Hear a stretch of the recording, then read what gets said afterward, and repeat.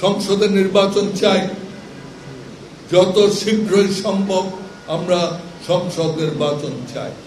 তবে এখানে একটা কথা, যে কোনো রকমে একটা নির্বাচন করে দেওয়া, সেই নির্বাচন আমরা চাই।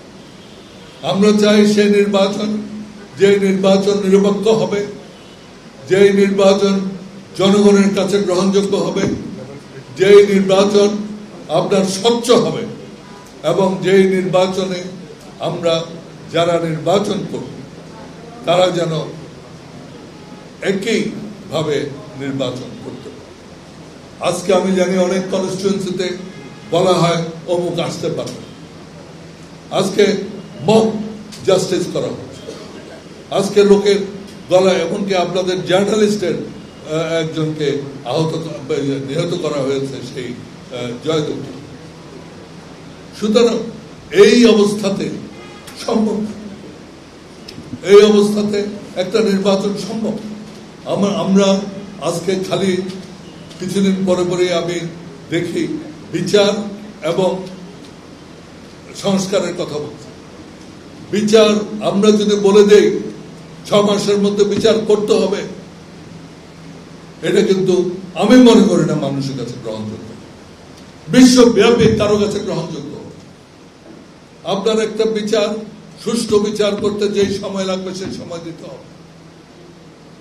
আজকে বিচার বিভাগকে শক্তিশালী করতে হবে। বিচার বিভাগের মধ্যে আমরা যেই শালীনতা থাকা উচিত,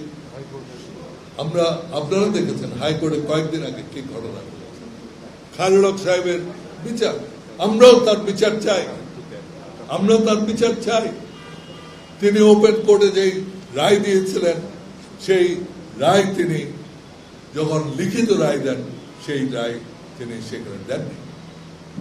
ওপেন কোর্টে রায় দিয়েছিলেন যে আরো 2 বার আপনার কেয়ারটেকার গভর্নমেন্ট সচল থাকবে, অথচ তিনি যখন লেখেন তার লিখিত রায়ে তিনি সেটা উজ্জ করে তিনি আমাদের যে কেয়ারটেকার সিস্টেম ছিল সেইটাকে সম্পূর্ণ বাতিল ঘোষণা করেন। সুতরাং তার বিচার হবে, কিন্তু তার নামে যদি এখন হত্যা মামলা দেওয়া হয়, এটা তো আমাদের এই বিচার পদ্ধতির উপর মানুষের আস্থা চলে যাবে। আমরা এমন কোনো কিছু করা উচিত হবে না যেটা বিচার প্রক্রিয়ার উপর মানুষের আস্থা চলে যাবে। আজকে বিচার বিভাগকে আমি মনে করি নির্বাচনের আগে 2টা কাজ, সংস্কার নিশ্চয়ই একটা আপনার আমাদের মধ্যে এগ্রিমেন্ট হতে হবে পলিটিক্যাল পার্টির মধ্যে, কিন্তু সবচেয়ে বেশি যেটা দরকার সেটা হচ্ছে যে বিচার বিভাগকে শক্তিশালী করা, আইন শৃঙ্খলা বাহিনীকে শক্তিশালী করা এবং আইন শৃঙ্খলা ফিরিয়ে আনা।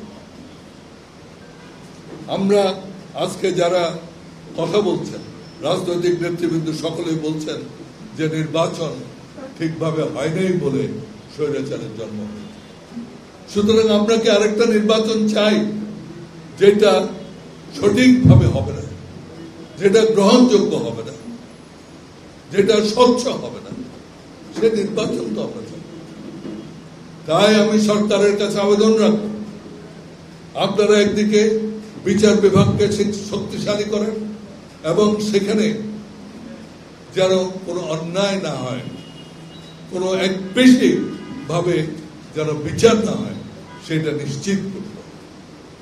সাথে সাথে আইন শৃঙ্খলা বাহিনীকে শক্তিশালী করতে হবে এবং আইন শৃঙ্খলা ফিরিয়ে আনতে হবে।